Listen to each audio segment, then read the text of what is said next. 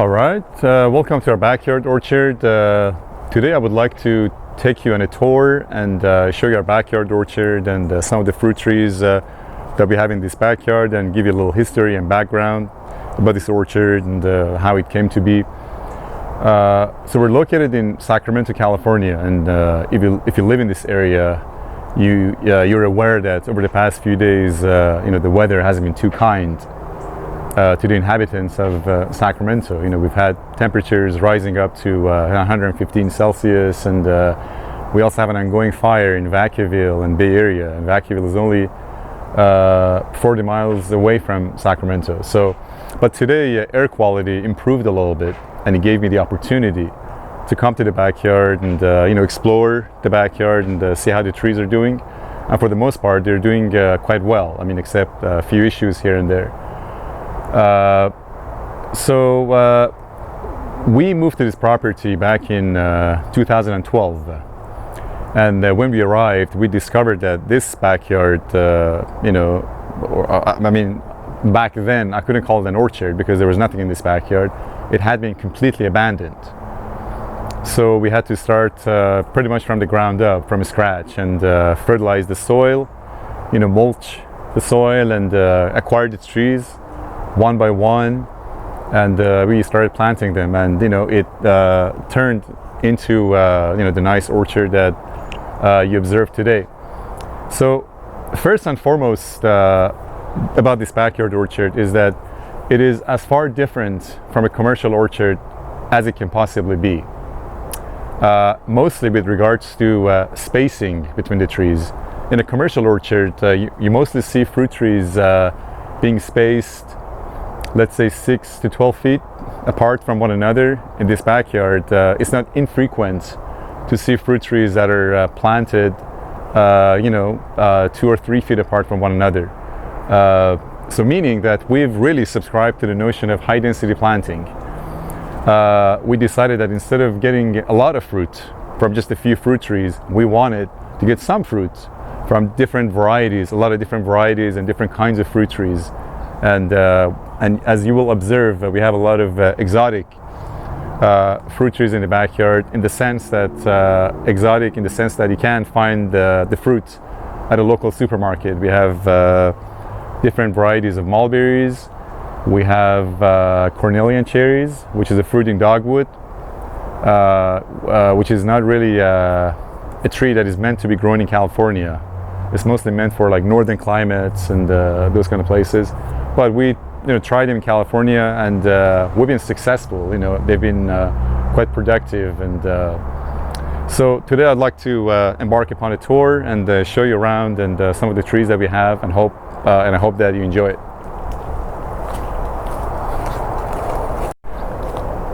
So the first fruit tree that I would like to show you is this sweet cherry tree. This is what's referred to as a multi-grafted fruit tree, and it was my uncle, who is also a backyard grower and loves fruit trees, who encouraged me to consider this option, and he was the one who provided me with this beautiful multi-grafted sweet cherry. So this is a multi-grafted tree, meaning that we have a rootstock and also a scion, but in this case we have 3 different scions that are grafted onto the same rootstock. So a fruit tree consists of 2 parts. You have the rootstock that provides all the nutrients, vitamins and everything, and minerals to the fruiting body of the tree, which is the scion. And the scion doesn't necessarily have to be one specific scion. You can have different scions that are grafted into the same rootstock. And this serves 2 important purposes. The first one is you can have successive ripening. You can harvest your fruit over an extended period of time, and you can also have you can facilitate cross-pollination between different varieties, especially with regards to sweet cherries.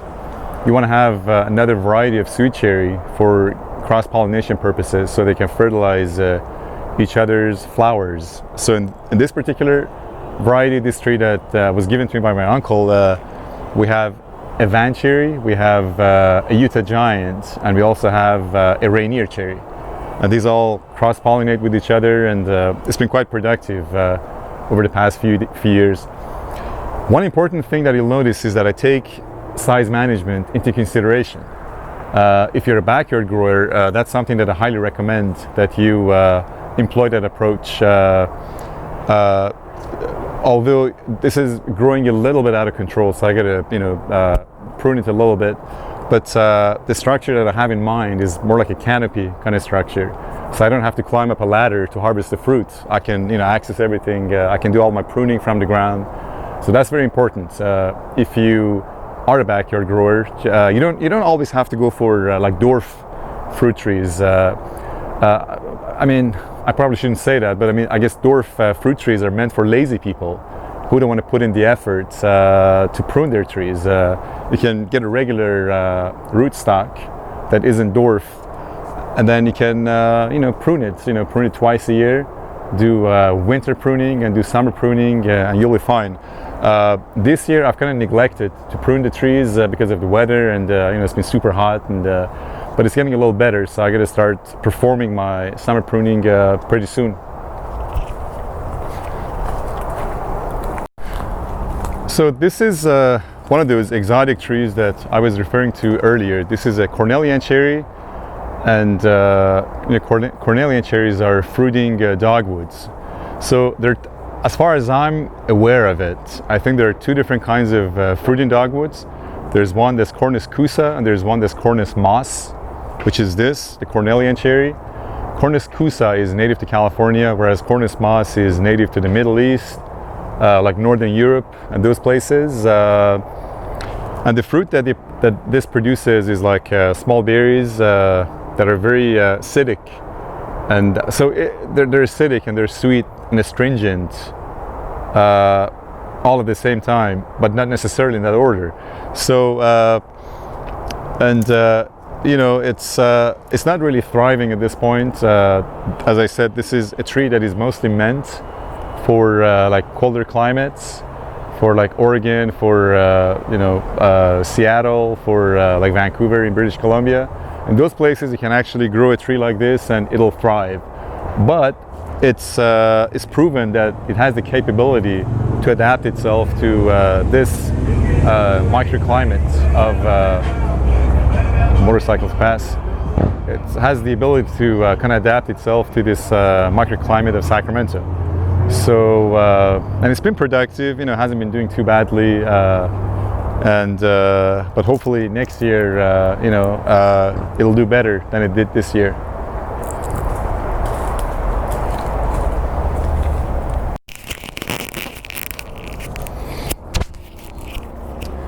So here I just want to show you the this line of the mulberry trees that we have. So if you're a backyard grower, you can be creative and you can design different geometrical shapes.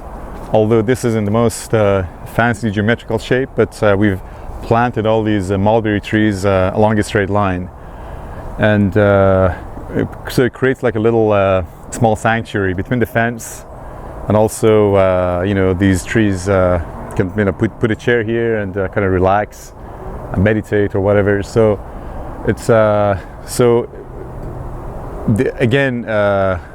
backyard growers can play around with these things. Crazy. And you don't always have to pay to get your mulch. You can like during Christmas time when a lot of these tree cutting companies are grinding all these Christmas trees that people purchased for Christmas. You can contact them and then file an application, and then when they're in your area, they can actually come over and drop that the mulch off for you at no charge. And I've done that successfully quite a few times over the past few years. It's a good idea, like every 2-3 years, get a good layer of mulch, put it in the backyard, and that helps tremendously with the preservation of moisture and water within the soil. So always make sure you mulch your backyard.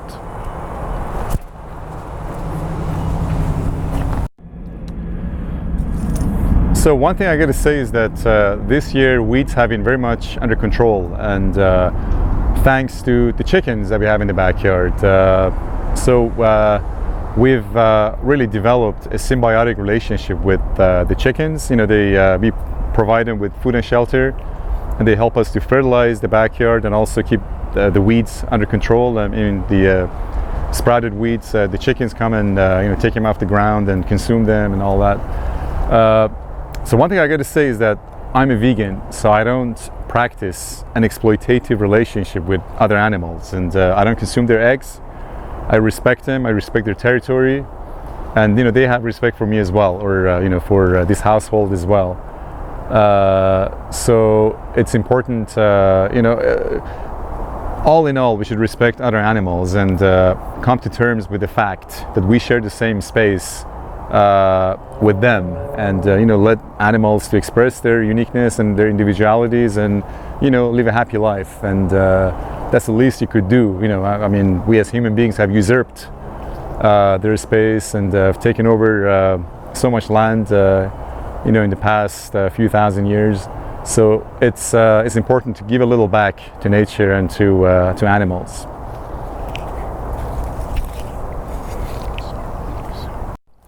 So right behind me, right behind this sour cherry, we have a Bartlett Pear, and this has been extremely productive over the past few years. It's a very healthy, very nice fruit tree, and it's been very kind to us. It's been producing very consistently over the past few years, and I really like it. Now, this is the tree that I want to talk about that could be considered exotic by California as a standards. If you go to your local supermarkets, you can't find sour cherries anywhere. I mean, when you ask someone whether they carry sour cherries, they look at you as if you've come from a different planet. But sour cherries do exist, and they're not necessarily meant for making pies and all that. You can consume them fresh off the tree, and that's what we do. Although sour cherry could be an acquired taste, if you've never had sour cherry before, you might find the fruit to be a little acidic, and be, especially this one, maybe a little astringent, and so this one is kind of sour and kind of sweet at the same time. This is the Persian sour cherry. But there are other types of sour cherries. There is the Montmorency. There's also the North Star sour cherry, although I got to say that Persian sour cherry is probably the best. It's also referred to as an English Morello sour cherry. So if you want to have a sour cherry in your backyard, I think this is the variety to go for, and it's more productive than the Montmorency. And it's more suited to be grown in California. So if you live in like northern climates, then Montmorency might be the better variety to grow. But in California, I recommend the Persian sour cherry or the English Morello sour cherry. It's a lovely tree. It's self-fertile, very productive, very healthy, very cold hardy, and very drought resistant as well. So if you want to go for a sour cherry, this is the variety to go for sure. So one other fruit tree that I would like to show you is this, the green plum. This is a Persian green plum, although it's not really limited to just one variety. This is again a multi-grafted plum, which we discovered later. I mean, we purchased this as a Persian green plum, but we discovered later that it's got different varieties of plums, planted into the same rootstock. So it's got the yellow plum, and I think a European prune is also grafted onto it, and very productive. It grows very vigorously. So it's as you see, it's growing pretty violently. So I need to prune this tree quite drastically this year, but it's been very productive, very healthy. And I mean, the flavor is just amazing. I mean, it doesn't get better than that if you want to go for a good plum tree. So Persian green plum definitely is the plum to go for. And then you get those other varieties as well if you opt for a multi-grafted plum.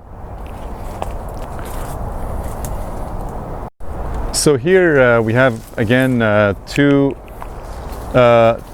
different types of Cornelian cherries. This is again the red star Cornelian cherry. So these and this is the yellow Cornelian cherry. So these particular Cornelian cherries I purchased online from a nursery that's located in Seattle. I think they're called Rainier Nursery, I think. And you know, they're excellent trees.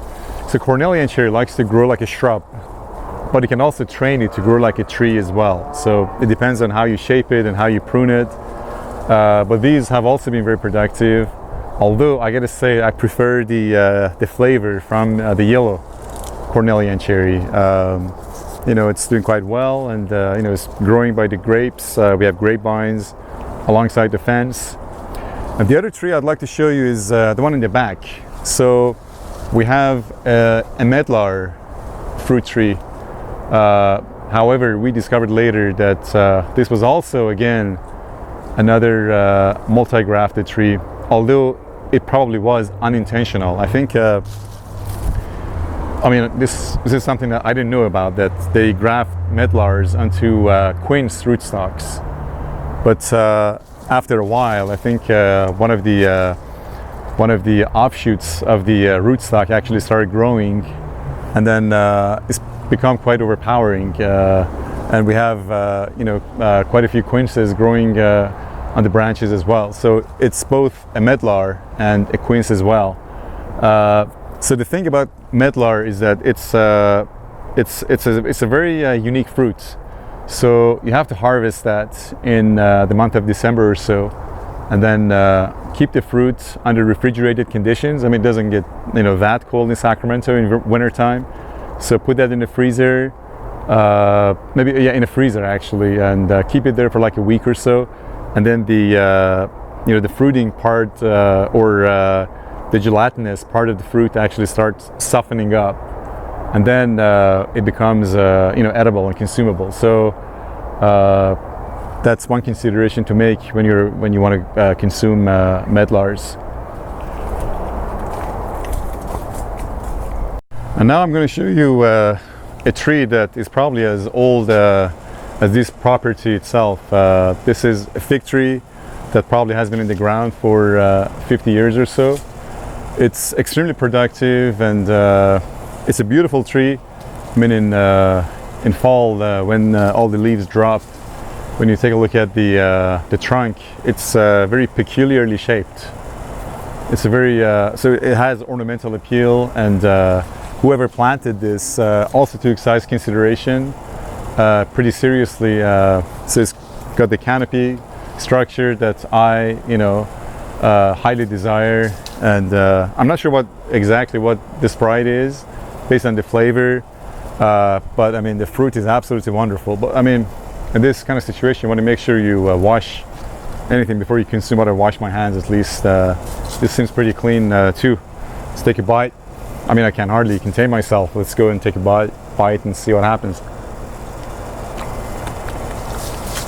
Fantastic. Wow. So the sugar level is actually up there.